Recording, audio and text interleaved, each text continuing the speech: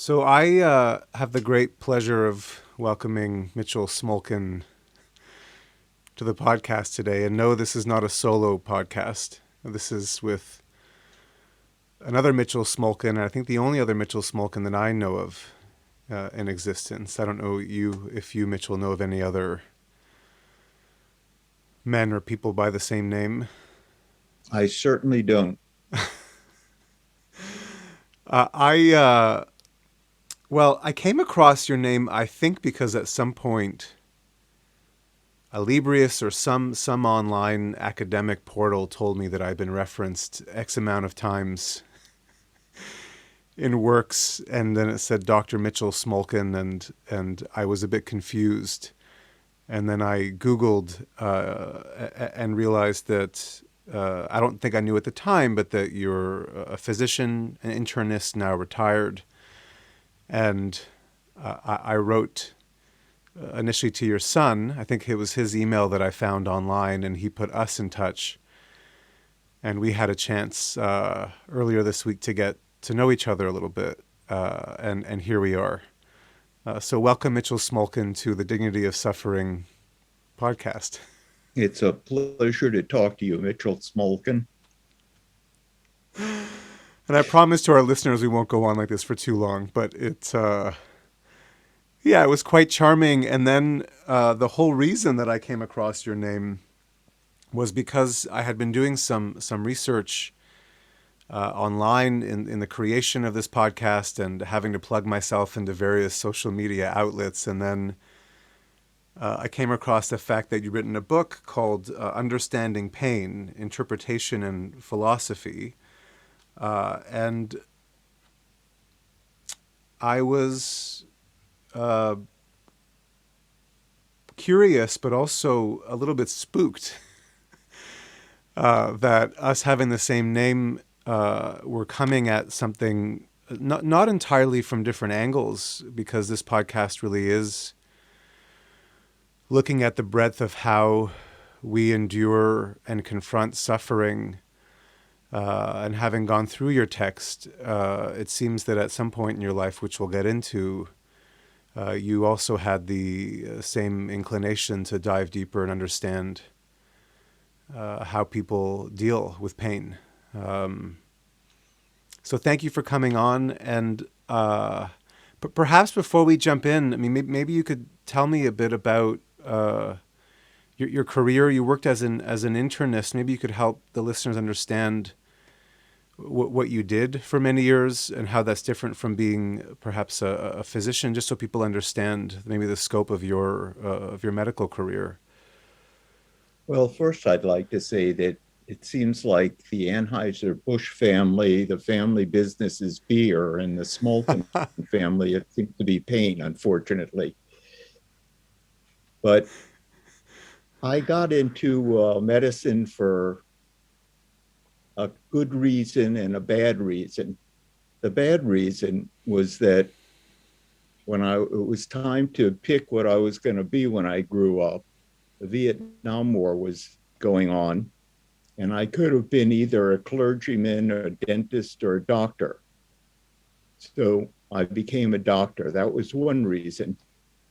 The other reason, the better reason, is that I've always been interested in the situation that mankind finds him or herself in. Uh, and I studied psychology in college. And a number of years after I got my medical degree, I got a master's in philosophy.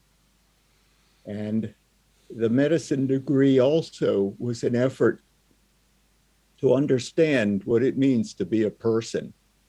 What situation do we find ourselves in when we emerge into the world? And practicing medicine for 40 years, most of it all clinical, I intensified my knowledge of what it's like to be in various bad situations as a human.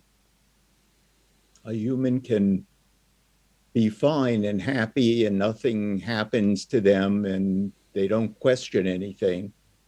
But when they're faced with a serious medical problem or death, it then they start to think about what it means to be human. So that's what I got into. I had been in the public health for a few years at the CDC, but most of the time in medicine, I practiced on sick people, basically. And the On sick worried well people. also, yes, sick people with severe illnesses and also the worried well. And most of humanity falls into either one of those two groups.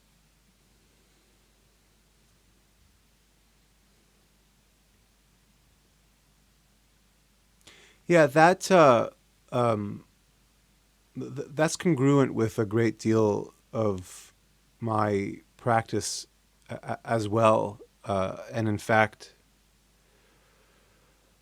I think what strikes me very often are people that, at a very young age, whether it's the loss of a mother or father at quite a young age, or just coming into um, a very horrible situation, there seems to be a real difference in how people develop, whether it's the sort of proverbial midlife crisis when things have been going on quite well and then somebody faces some kind of intense catastrophe, versus the catastrophe kind of defining their life from a young age.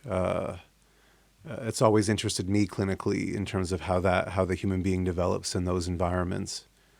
Um, and so I think a lot about, I'm not sure if you're familiar with the notion of diathesis stress, or the epigenetics of catastrophe, but that resonates with me a lot. And to go back to your earlier comment, which I didn't dwell on a lot, I realized the Smolkin family business of pain. I've mentioned previously on this podcast that, yeah, the reason I guess it reverberated inside of me when I found that this had been a main interest in your life is that the Smolkins, at least in Canada, there had been already a sense that pain and suffering, not to distinguish the family from any other family, but they had done a study on the Smolkin family in Ottawa many years ago because there had been a history of suicide amongst a number of people. And so we don't know, we talked about this, we don't know how and if we're related, but we do know that we both come from somewhere in Belarus, and most likely Homel, so there's a very good chance. And on that note, when I was thinking about talking to you today, I guess there is this more kind of ethereal quality of pain versus, like you said, dealing with people who were, organically sick, dealing with people who were, and I wondered, in considering the fact that you went back to do your master's after medical school, how you bridged your philosophical interests with the sort of day-to-day, clinical work of dealing with people who are physically ill. How did those two come together? Did you find yourself dealing a lot with the existential issues of pain with patients? Was that in equal measure a part of your work? I think that it became obvious that each person who was faced with a health crisis had some kind of philosophical background that they had emerged from, and they used that background to help them try to understand what was happening to them. A lot of people had a religious background of the, as simplistic as it still sounds, a lot of people believe that the good are protected and the bad suffer. And somehow, if someone suffers, they deserved it in some way. They were faced with a God that is all powerful for most people and also good. Yet there's all this pain and evil in the world that seems to hit people regardless of whether they're personally living a just life or not. So most people who were faced with the circumstance went back to their religious training and they could come up with a reason they were looking for what had I done wrong. And that had to be gotten over. That had to be faced and gotten over that they hadn't done anything wrong, or at least not in a way that is provable, and that these things just happen. And the randomness of it, while I feel is true, they didn't often feel was true. And these were ongoing conversations that you would have with your patients. This is they would open up with you about these feelings of being responsible in some ways for their affliction. Is that They would open up with you if you sat and listened. That was the main key.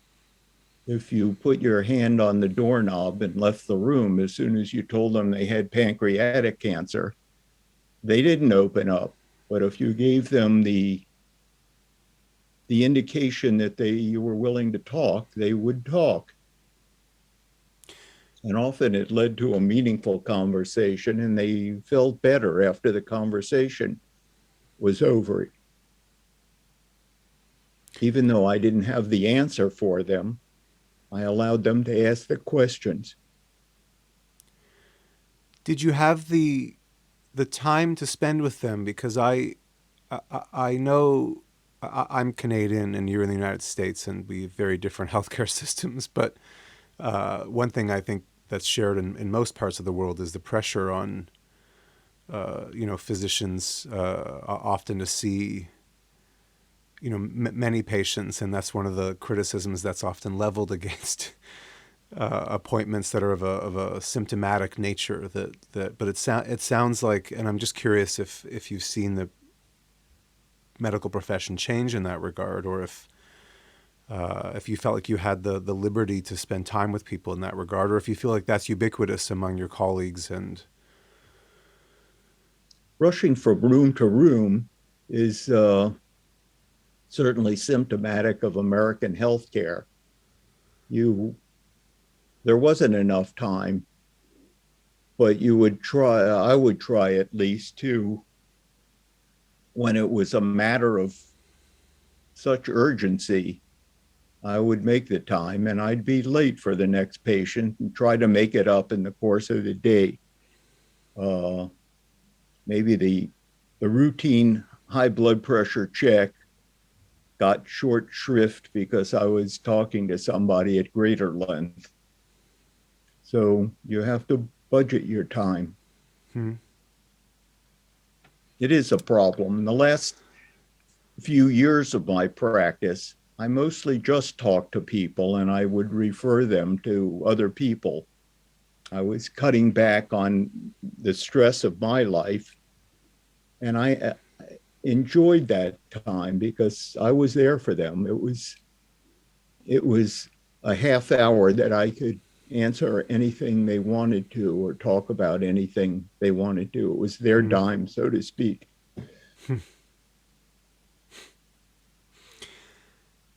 I trained with a psychiatrist in Canada who works in London, Ontario, and after some of our psychology seminars, he would, when we were socializing, he had a huge, deep interest in astrology, and he would ask you your birthday, and then he had this photographic memory. We just basically draw this chart, and I think he also worked in forensic psychology, and I just found that tension in him amazing, and asked him at some point, whether any of this could ever be integrated into his work, and of course, of course, they would laugh him out of the hospital, and And I worked in major psychiatric disorders as well, coming from a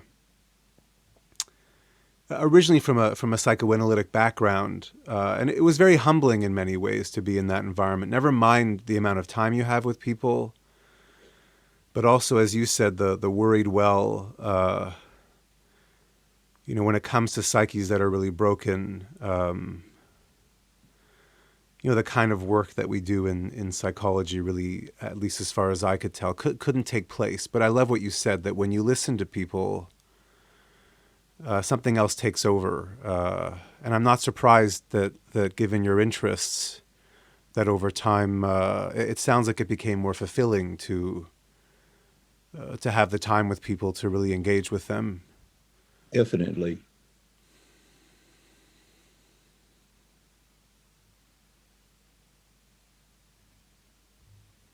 Hmm. And what would you, I mean, I have a bit of a luxury because people don't really come to me for, physical symptomology. I mean, they do to an extent, but by the time they reach my door, something in them has made them question that maybe there's another or an additional reason for their suffering. But I guess I just wonder, um, one moment when I was in the emergency room and we were assessing a patient who, he'd been brought in by the police, and he'd been making threats online. And at some point when we were doing a history, he quipped that his mother was a Holocaust survivor. And my colleague's next question after he acknowledged that was, and how's your appetite and how are you sleeping? And I snuck back in the room after, and sat with him, and it turns out that it had been an SS officer who had ended up marrying his mother, and I guess I just wonder how you would deal with situations where, or if you realized, given your interest in the philosophy of pain, if it was clear to you at times that physical pain was of an existential or psychic nature. And if yeah, I'm just curious from a physician's perspective, given partially my bias, but if you ever found yourself stuck in that regard, or if it was clear to you that something was not organic. I think it's useful for psychotherapists to realize that before they come to your office, they've usually been to mine and they think their belly hurts or their head hurts or whatever they come in with. Uh, Only a small percentage of them will allow themselves to be referred to a therapist, unfortunately, because they could use it very much and it's very helpful. But a lot of the people I had to deal with, because I was the only one there wasn't a convenient way to shuttle them off to somebody who was actually qualified to deal with these things. So we end up dealing with them with a regular primary care doctor with medicine and talk and whatever we can do. It sounds like your colleague, he might have just screamed and ran out of the room because that's what he did behaviorally uh, when it, and he was a mental health person that should have listened. And when there's a point in the conversation that says, it's time to listen, this person is disclosing, you better do it. You better not shut them off. Yeah, I had, and I'm sure you do too. I had a lot of respect for my colleagues who would spend 30, 40 years in an environment like the emergency room with all of the politics. And the way I was trained was really about, it was about numbers and how long they were kept under emergency medicine before they were transferred to psychiatry. And these were hot potatoes in the vis-a-vis funding. And so we were trained to try to, push back if they were referred to psychiatry too soon, or get them, out of off the clock as soon as possible. And I to be honest, for those that spent that long in that environment, I couldn't do it. I bow down to them because I personally need to have conversations, and I'm sure you have a million stories like this, but what one was this man that came in that was completely comatose, and we couldn't do an assessment of him. And we asked if he was hungry, and we put a sandwich near him. We saw that as soon as we left the room, I saw to the corner of my eye that he just started eating, but he wouldn't do it in front of us. He wouldn't move in front of us. He didn't answer any of our questions. And so I went in and I got down on my knees at his eye level. And I said, something scares you about being here, doesn't it? The lights and within 10 minutes we were laughing, and he was talking about feeling excluded as a child. And when the head of psychiatry came down, who also I love and thinks he's a great physician, but he turned the lights on. He said, "Sit up," and the man stopped speaking. And the next question that my colleague asked him was, "Do you want an injection, or do you want to take pills by the mouth?" And we walked out. And it kind of segues to a question that was in my mind, because I finally was on vacation last week. As you know, I took some time off, and I got a chance to read again, which was so great. And I finished a book on neurofeedback. Which was just fascinating and made a lot of sense. But something that just hits me over and over again were these criticisms that were being leveled at the field, and demands for more studies, and can it be replicated, and can a particular practitioner's style be taught, because we have to rule out the placebo effect. And there was another comment that said, well, what if it's or rather they reaffirmed, which goes back to Aristotle even, that the relationship accounts for so much of the healing process. And I remember I was sitting on the plane, and I shook my head, and I said, well, yeah. I mean, I said, they don't bemoan the coach of I don't know, the team that wins the World Series, or they don't all of a sudden try to replicate. I mean, he might mentor other coaches, but I'm not sure if that analogy makes sense, and I'm curious about what goes through you. But part of me said, well, why wouldn't we account for the idiosyncratic nature of the relationship? And does it really diminish or disprove the healing process if, as you're pointing out, if you care to listen versus walking out the door, that is a tangible element in any healing process? Well, for most patients, a witch doctor is at least as good and perhaps better than an exposure to Western medicine. There you have somebody who's very well trained at transmitting the most placebo effect.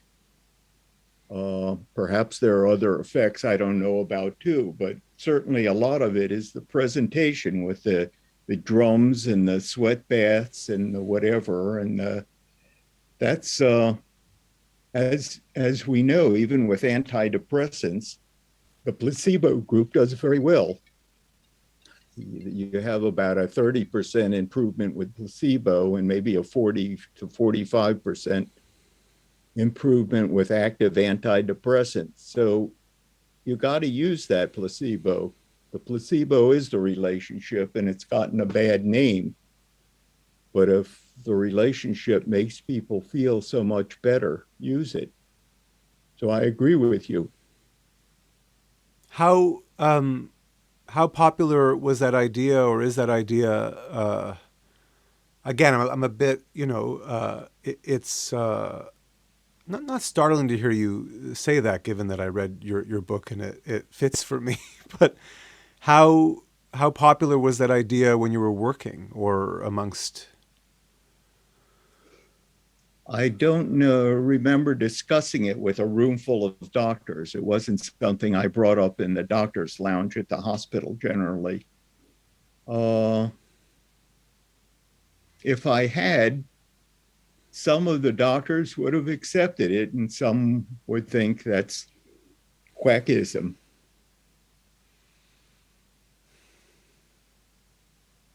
Certainly, it's clear there was an article just recently that patients seem to feel better if you have a white coat on than if you were a casually dressed doctor. Hmm. Well, that's not exactly wearing a bone through your nose and coming in like a witch doctor, but it's the same kind of thing. It's the trappings of a healer. Yeah, there's an incredible process. I mean, I always say that so many of our wounds are developmental or are relational. You know, so much of the way human physiology responds to abandonment or stress occurs through relationship. And so I don't know when it comes. And again, you know, it sounds like what you're saying is that your relationships with patients over years, I'm sure, you know, there's an intimacy that develops, and then people come to you and are you know, have the rug pulled out from underneath them and what they've believed their entire lives. And if you give them the time to talk about that, there can be a way for that to metamorphosize in some way to yeah, to deal with. I you know, I speak about my grandfather some in my life, in part because I think that's how I came to this field, and he had a very hard time. I know, going to synagogue after the war, since his whole family was gone, and it eventually became a refuge for him again. And I just, since you wrote this lovely book, and you quote Elie Wiesel at the end, or at least you reference him. I'd love to read a part of your book, if you'll allow me, when you open up a little bit about where you've come to after all these years in your own perspective on suffering. And you write, quote, I have come to accept my vacillations of disposition. On some days, I am a limited God believer who worships him in a limited manner. This God suffers with the victims of pain, seeking to strengthen them in their struggle against evil. I always root for the success of this divine human partnership, while always recognizing that its chances for failure are immense. On many other occasions, I am an angry atheist, and Camus becomes my patron saint. I too reject ideology, renounce murder, and try to assist a suffering humanity in its futile battle against the bleakness of the universe. Happily for me, the positions of limited God theologists and Camus rebels can mesh harmoniously in a campaign to expunge the world's hate and replace it with love. To me, the most aesthetically pleasing are the views of Elie Wiesel, who God wrestles in every work that he writes. He finds God guilty in a formal trial, but will not abandon his belief in him, nor will he submit to God's enemies, and in brackets referencing the work, The Trial of God. Wiesel lives on the razor's edge of his own paradox, shifting his weight cautiously so that he does not fall either to one side or the other of his dilemma. Often, too often, I simply despair of the immensity of the problem of pain and anesthetize myself, like so many of our time, by sitting in front of a television. Someone in my practice actually mentioned that today as their go-to comfort, how they survived their childhood. That was an editorializing on my part. Back to your work. Most days, though, to poorly paraphrase Job, I seek to depart from evil and I worry about God a lot. it's very moving what you wrote. It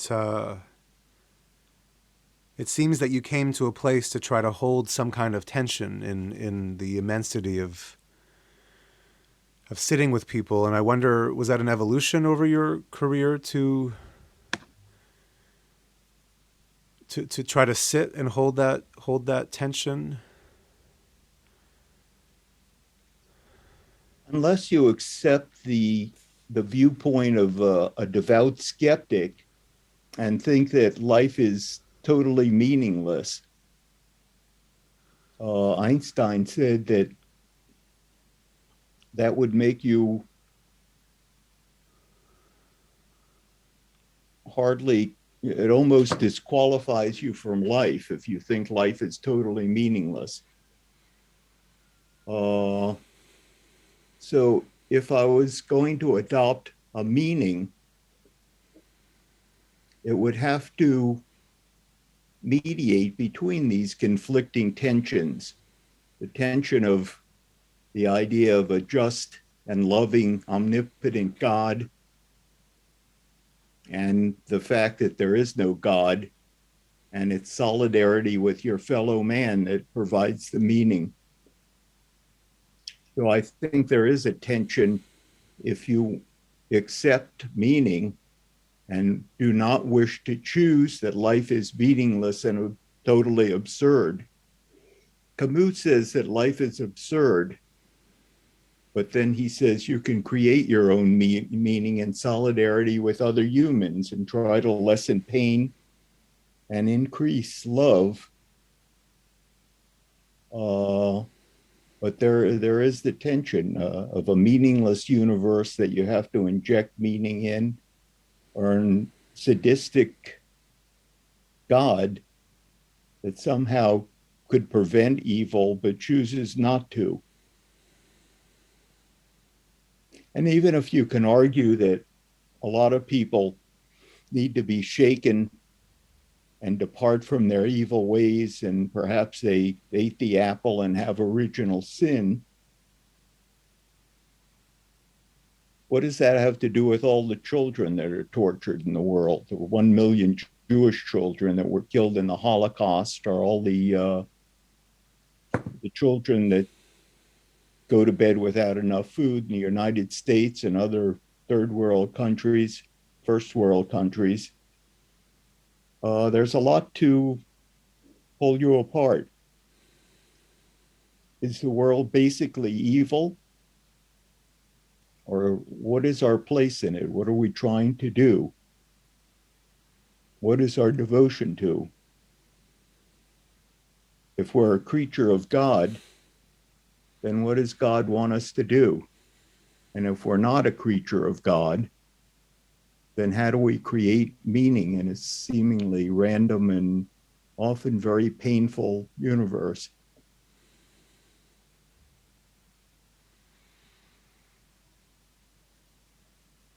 Yeah, I know. Uh,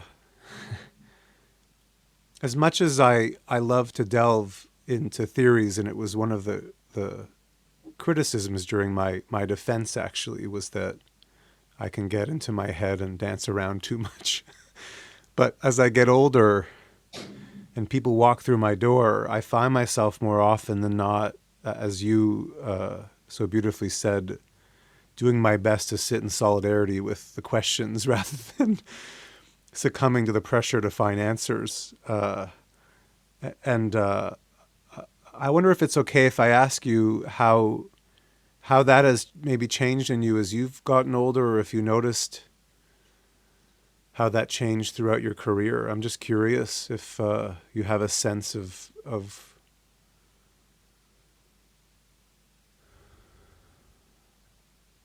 My sister-in-law recently asked me, well, do you still think the way you thought when you wrote that book? And I said, yeah, pretty much so. So How long ago was it, Mitchell? How long ago was the book? I could check, but when? I think it was 89. It's a long time ago in the ancient, when dinosaurs roamed the earth. It was 89. I just looked at the book. I'm waiting for the movie to come out, but that hasn't happened yet. I'll see if there's a Uh, Smolkin that produces films on suffering. Let's see. Let's go on a.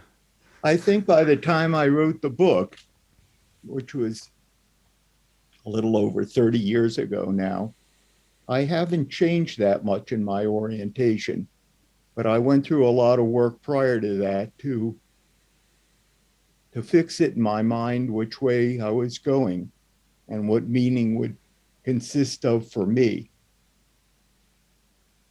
So no, I haven't changed that much. I had already practiced for about 12 years or 14 years before I wrote the book. So I had seen my fair share of things.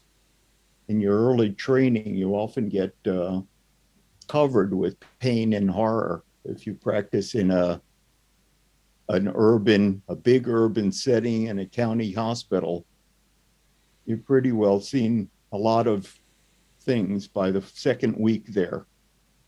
The children and other people coming on all shot up, and the suicides and the messes. So I had a lot of material to work with by then. Mm-hmm.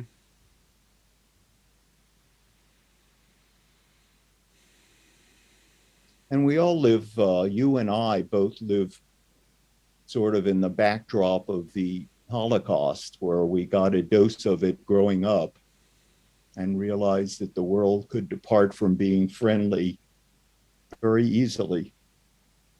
That was precisely what was on my mind. That I spent in part because psychoanalysis originally was my goal, and you can't train until you're well into your 30s. I spent my early career going into the poetry of the Holocaust, and it was actually a poet's work, Avram Sutzkever, that helped me put some language to my own grandfather's suffering. So that's always there for me in my work too. So that makes a lot of sense.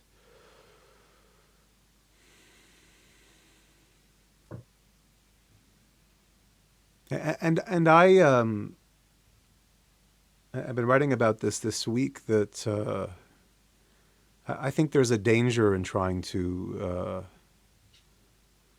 normalize or average out people's suffering, in the sense that there's a great power in people remembering their stories. That's not just a Jewish idea per se. I think that's one of the powers of literature and really. That's why I loved your book so much. To be honest, I'm not just saying that. I didn't know what to expect. It's kind of interesting because I shared this story with you at the end of our first video call, and we met of when I found my great uncle's book and had it shipped all the way to Vilnius and cracked it open, and then here I found Mitchell Smolkin's book and had it shipped. It took much longer to get your book than it did my great uncle's book all the way to Vilnius. I think it took a good 5 weeks, partially because of the pandemic. And to open and see such a thoughtful and dense and rich explication of the history of pain, it's very touching. I can't wait to read it again, and I'm really glad you took the time to come on and speak to me about this. It was my pleasure. The family business is thriving.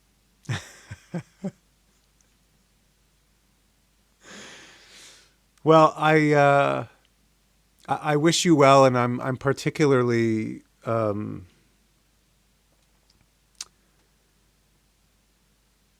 you settled something in me when you opened up about the nature of relationship, because there are times in my work where I don't know what I'm doing, and one of my when I was a bit self-depreciating a couple of weeks ago, One of my patients said something like, "Well, if I wasn't interested in what you had to say, I wouldn't keep coming back." uh, so yeah, thank you for deepening our relationship a bit here, and I look forward to continuing to stay in touch. That's wonderful. Be well. Thank you, Mitchell Smolkin. Goodbye, Mitchell Smolkin. Sign